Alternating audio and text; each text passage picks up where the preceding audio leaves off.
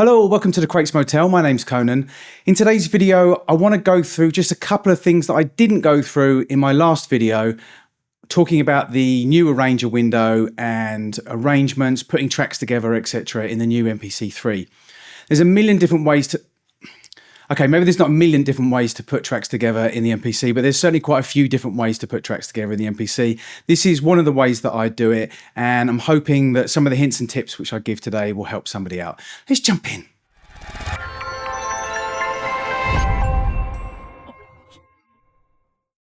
Okay, so I've got the same track on my MPC that I had in the last video.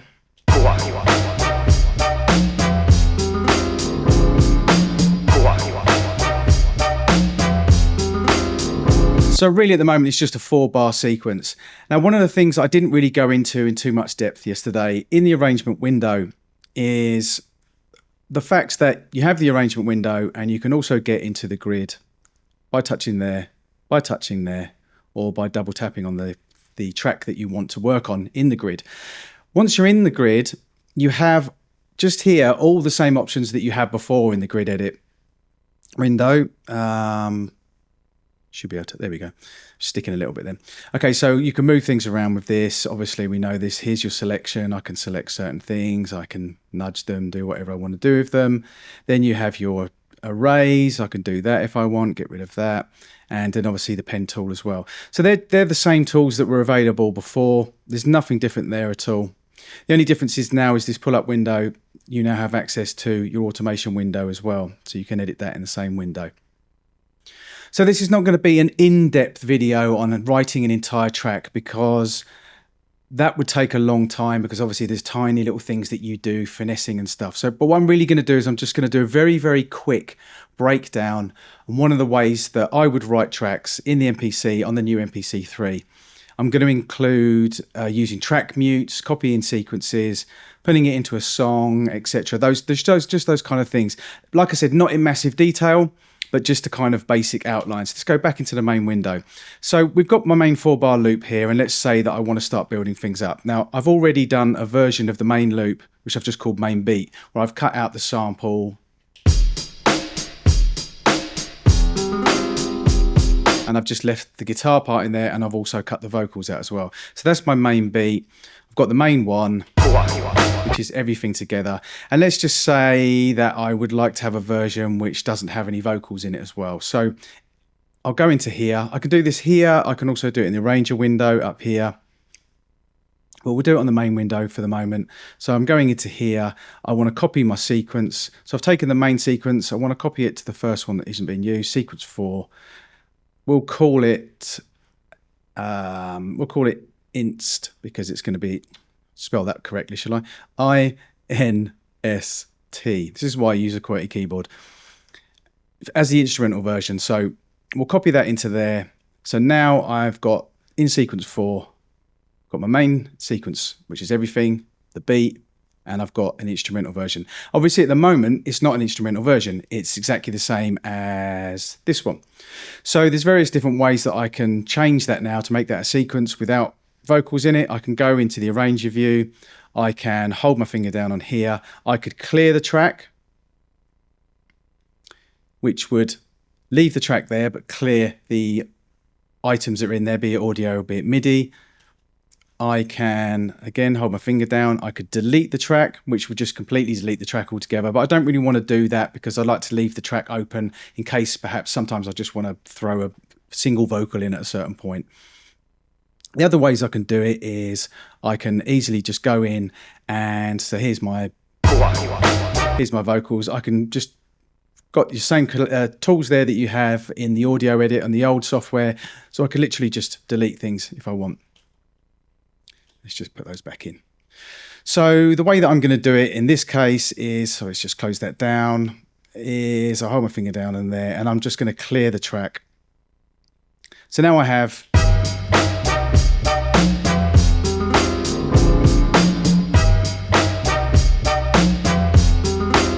an instrumental version of the main track.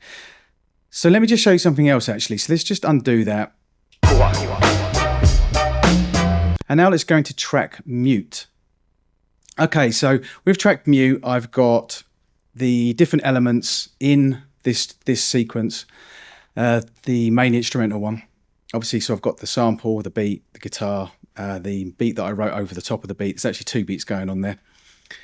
So here's the vocal. So, you know, as we know in track mutes, I can, you know, live, I can just...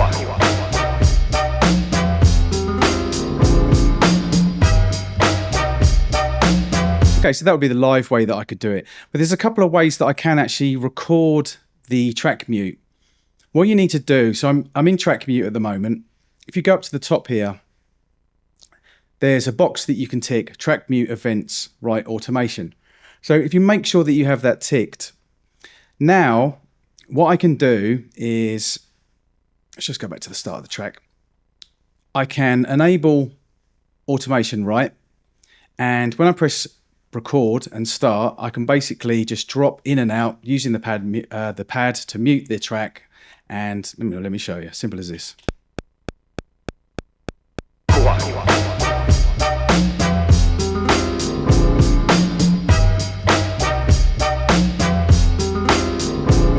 Okay, so if I now go back into read automation, take that out because I don't need to have it muted on there right now, because what it's going to do is it's going to write that.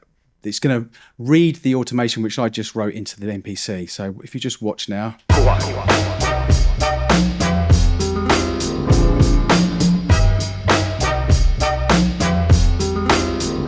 Okay, so that's another way that you can do it. So that way you could actually have a sequence and you could record just muting pads as you went, but making sure that you have that box ticked.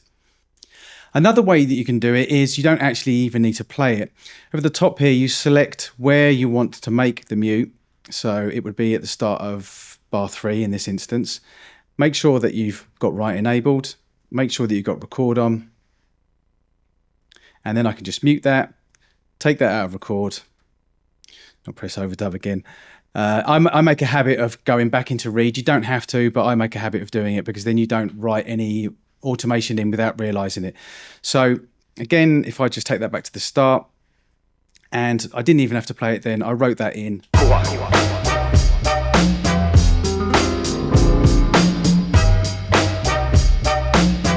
So by doing it that way, you can be a lot more accurate. You know, you could decide exactly where you want to put the mute in and then just press record and write it in.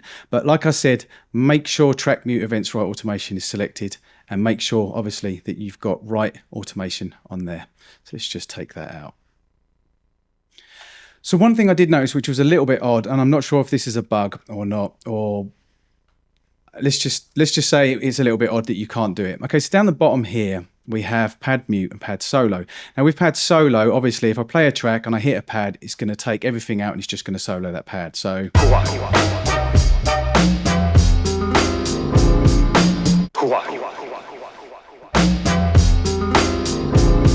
okay, so that's cool. You could do that in tracks sometimes. I like to do that sometimes just to emphasize a certain point in a track, take everything out and just have one track playing and then bang the beats back in again. I love doing that.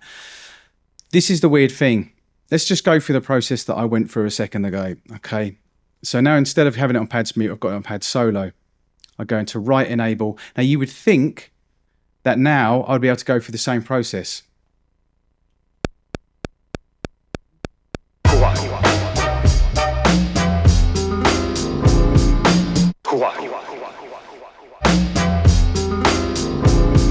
Okay, so I've just recorded that, done it exactly the same way as I did, but instead of being pads mute, it's pads solo. So let's play this again and listen to this amazing thing that I just recorded.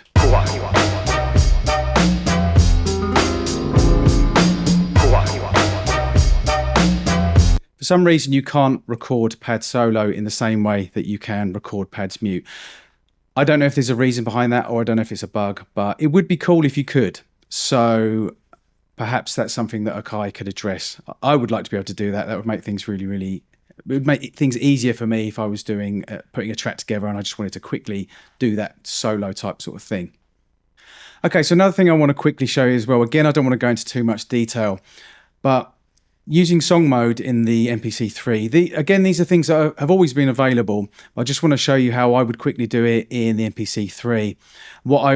I tend to work with one long sequence. That's how I've always worked on the MPC. So what I would do using the song mode is quickly put together a quick sketch in song mode, and then I would convert that to a sequence. It's really, really easy to do in the MPC. So if, for instance, we go into the menu, which is where I've got song mode, but you can obviously drag and drop it and have it on your sidebar if you want. By the way, when you're in the main screen, you can get to the menu by pressing your actual hardware button, or you can hit this top here and you go into it. So we'll go into song. Here we have the song mode screen, quite easy, quite straightforward. Go into record. Let's say that I want, at the bottom you can see I've got the main beat and the main instrumental. Let's put the main beat in for 4 bars. Then we'll go into the main thing with everything. Then we'll go into the instrumental, and then we'll go back into the main thing, and then we'll go into the beat. So now I've quickly put together a 20-bar track with a introduction, the main part, instrumental for a rapper to rap over the top or whatever, then back into the chorus, and then then out, basically 20 bars. So then what I can do once I've done that is I can convert that to a sequence, and I can drop that in anywhere I want to drop it in. You can include muted tracks or ignore muted tracks. I just tend to leave it on include muted tracks, and we can do it. Come out. Now in sequence 6, I have that entire song that I just put together that you can see here. Yeah, there we go. Make sure I come out and record.